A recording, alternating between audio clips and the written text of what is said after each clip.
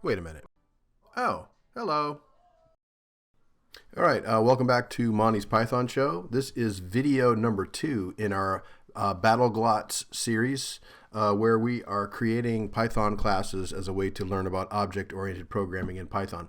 And today the special focus is going to be on the constructor method, which is a special method that exists inside our class definition that has some particularly useful properties. And in particular, the constructor method is used to initialize the state of our class when we create a new object of that particular class. For example, we can use it to maybe print a message, to set attributes that are relevant to that particular object, or perform any other functions or activities that we deem necessary upon the instantiation of that particular object. Okay, so let's just go ahead and jump right into the code. Okay, so we've created our basic glot class and we've given it some class attributes, and we've seen how to actually instantiate some actual instances of the class.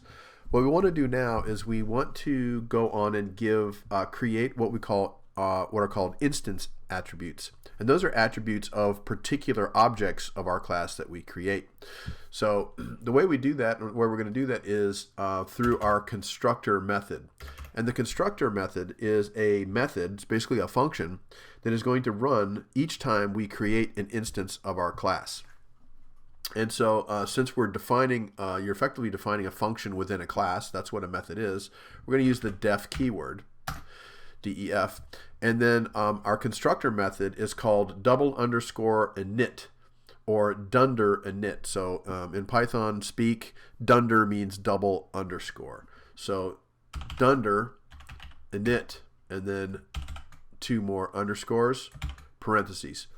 Now, the first argument inside of the parentheses of our init method is going to be the word self.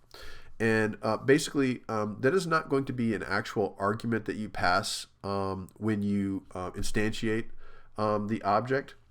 What Python will do is Python will automatically apply the name of the object. We're just calling that as a local variable self here, and self will actually be the name of the object. When you use a method, for example, in Python, a method of your class, you will apply the method to the name of your object. So for example, if our object was called G1 and we were applying a method, we would type g1.method. So g1 becomes the name of the object that Python will pass as the self argument. So we always have the self argument in the init method here, but when we actually instantiate our glot class, we don't actually type the name of the object there. Python does it for us. Let's also assume that we want to create some instance attributes for our glot class. We want our glots to have a name, and we also want them to have a particular clan that they come from. So we have name and clan that we're going to define in our init method. And so since we have them inside of parentheses, that means that those are actually going to be passed as arguments when we call the glot class. So inside of our init method, what we want to do is we want to save the information that comes back in the name and clan arguments inside of our instance. So self.name is where we're going to save the name. And so again, self will refer to the particular instance of the glot object that we've created.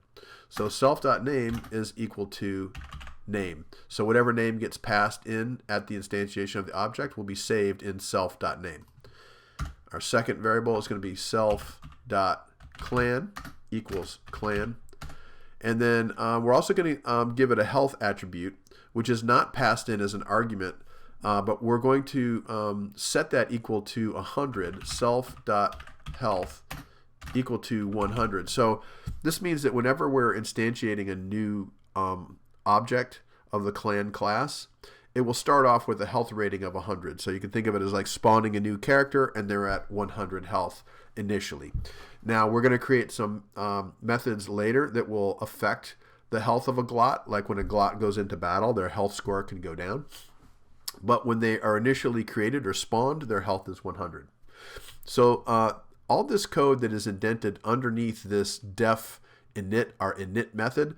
This is what is called our constructor method, and this is a very important one of the sort of basic elements of all classes, is that you have a constructor method that will always run upon the creation of an instance of the class. So when a new object is created down here, so G1 for example, let's go ahead and create glot using our new definition of the glot class. So we need to pass two arguments, a name, so let's call this glot Korg, and we're gonna pass it a clan. Korg is from the West Thicket clan, okay? And let's create another one, G2, which is a glot, and this glot's name is Gorgon, and Gorgon is from the North Thicket clan. Okay, so let's run this code. All right, that ran without error. And let's just over here in the console, let's just check some of the attributes of our glot. So let's check out G1's name. So if I wanted to access the name, oops, I typed G2, G1.name. So you can see that returns Korg. And let's check G2's clan. So if we need to access that G2's clan in the game, we have it there at G2.clan. And I want to show you something that distinguishes class attributes from instance attributes. So the strength, armor, and productivity, as we mentioned in the last video, those are class attributes. Those get set for all instances of the glot class. And these attributes down here are instance attributes. They're unique to the particular object being created. And one way that you can see the difference is how you can access those attributes. So for example, I can access the strength attribute by a particular instance, like G1.strength, and I get 0.2. But I could also type in glot strength 0.2. So you can see that 0.2 is actually a class attribute. It's true of all glots regardless of the particular instance. So that's why I was able to access it by typing glot.strength. If I tried to access an instance attribute at the class level, like glot.health, you get an error. The glot object has no attribute health because that attribute health is actually unique to the particular instances. So that can only be accessed by typing in a name of a particular object like G1.health. Okay, so again, this is our constructor method, the dunder init. We always make sure we always have self as the first parameter when we create the method, but we don't actually type in anything self as an argument when we create the actual object. Python does that for us. And just remember the distinction between our class variables and our instance variables. That does it for video 2. In our next video, we're going to continue building out our glot class and add our warrior subclass. Thanks for watching Monty's Python Show.